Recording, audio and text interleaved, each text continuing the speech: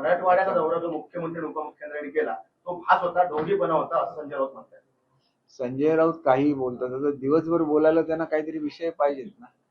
विषय नाही म्हणून काही आरोप करत बसायचे. याच्या पलीकडे संजय राऊतांचं महाराष्ट्राच्या दृष्टीने काय महत्व आहे, एखादा विषय त्यांनी आणला त्याच्यामुळे महाराष्ट्राचा फायदा झाला असं मला तुम्ही एक विषय दाखवा.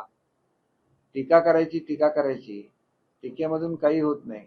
काम करायचं असेल तर काही पॉझिटिव्ह सूचना करायला लागतात आणि त्या त्यांनी पॉझिटिव्ह सूचना केल्या तर आम्ही त्याचं स्वागत करू. आम्ही कुठलाही मनुष्य आपल्या विरोधात आहे म्हणून आम्ही त्याच्याकडे बघत नाही. तर केलेली टीका सुद्धा सकारात्मक दृष्ट्या घेऊन अधिकचं काम करत आमचं सरकार काम करत असतं. त्यामुळे रोज उठल्यानंतर काय विषय असू शकतो, त्याच्यामुळे असे काहीतरी विषय काढले जातात. तर ह्या विषयांमध्ये मला स्वतःला वाटत नाही की आज संपूर्ण राज्यातली यंत्रणा ही पुराला तोंड देते. अशा वेळेला त्यांचं मनोबल वाढवणं हे अधिक चांगलं आणि श्रेयस्कर आहे असं मला स्वतःला वाटतं.